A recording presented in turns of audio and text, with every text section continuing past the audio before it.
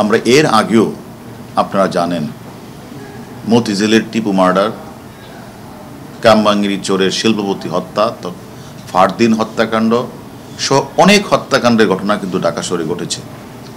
আমাদের চৌকস DB team আমরা কিন্তু তদন্ত করে তথ্যপত্র বের করে আমরা প্রত্যেকটা খুনের মোটিভ কিন্তু আমরা বের করেছি। তেমনিভাবে আমাদের বাংলাদেশের একজন সাংসদ কলকাতার মাটিতে খুন হয়েছে, সেই হত্যাকাণ্ডের বিষয়ে কিন্তু আমাদের ডিবির টিম নিরলসভাবে রাত দিন তারা পরিশ্রম করে তারা তদন্তের ক্লু বের করার চেষ্টা করছে। এবং আপনারা জানেন আমরা আমাদের তথ্যপত্রের ভিত্তিতে আমরা নেপালে গেছি, নেপালে সেই সিয়ামকে গ্রেপ্তার করা হয়েছে। আমাদের টিম আমরা কিন্তু কলকাতা গিয়েও কিন্তু আমরা বিভিন্ন তথ্যপত্র দিয়ে আলামত ধরে আমরা সাহায্য সহযোগিতা করেছি। এবং ওই হত্যাকাণ্ডের যে মূল কিলার পূর্ব বাংলার কমিউনিস্ট নেতা শিমুল ভুইয়া সহ আরও অনেককে আমরা গ্রেপ্তার করছি। ইতিমধ্যে আদালতে 4 জন ব্যক্তি 164 করে বিজ্ঞ আদালতে ম্যাজিস্ট্রেটের সামনে তারা জবানবন্দি, স্বীকারোক্তিমূলক জবানবন্দি দিয়েছে। আমি মনে করি আমরা যদি প্রেশার অনুভব করতাম আমাদের এত অ্যাচিভমেন্ট হতো না। এবং আপনারা জানেন আমাদের ঊর্ধ্বতন কর্তৃপক্ষ, আমাদের মাননীয় স্বরাষ্ট্রমন্ত্রী মহোদয় কিন্তু একাধিকবার আপনাদের বলেছেন যে কোনো প্রেশার নেই, আমাদের প্রতি নির্দেশ হচ্ছে মামলাটার জন্য নিরপেক্ষভাবে তদন্ত করা হয়। এবং আমি মনে করি আমরা নিরপেক্ষভাবে আমাদের ডিবির চৌকস টিম, তদন্তকারী কর্মকর্তা রাত দিন 24 ঘন্টা পরিশ্রম করছে, আরও যে আসামি আছে তাদের গ্রেপ্তারের চেষ্টা করছে। আমরাও মনে করি কোনো নিরপরাধ ব্যক্তিকে এই মামলায় হয়রানি করা হবে না, অযথা ডাকাডাকি করা হবে না।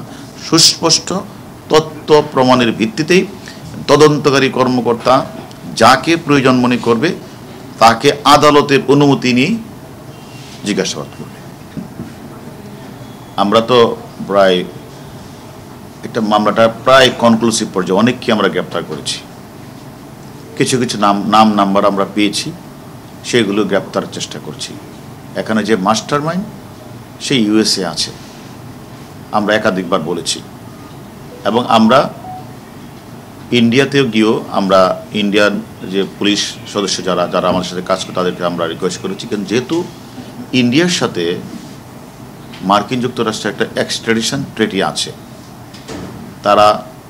তারা ইচ্ছা করলে সেটাকে যদি ইউএসএর সাথে কথা বলে তারা তাকে ফিরিয়ে আনতে পারে, কিন্তু তাদের সাথে সেই চুক্তিটা আছে।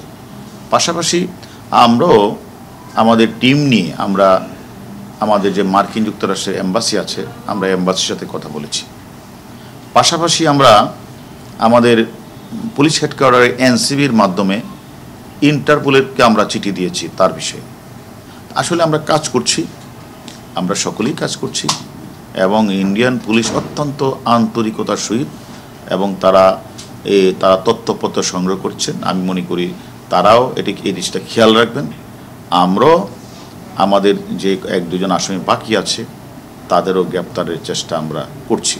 আশা করি আমরা অতি দ্রুতই মামলাটা নিষ্পত্তির দিকে আমরা যেতে পারবো। এটা তো আসলে বিষয়টা তো হচ্ছে আসলে এটা ইন্ডিয়ান কর্তৃপক্ষ অলরেডি আমাদের বাংলাদেশ হাইকমিশনের মাধ্যমে ডরিনকে বলেছে যে ইন্ডিয়া যাওয়ার জন্য। তা আমি গতকালের আগের দিন ভিকটিমের যে কন্যা ডরিনকে সাথে আমিও কথা বলেছি। ডরিন একটু আমার মনে হয় কয়েকদিন যাবৎ জ্বরে ভুগছেন, আমাকে জানালেন। সে মনে হয় ভালো হলে বোধহয় শীঘ্রই উনি চলে যাবেন। ধন্যবাদ।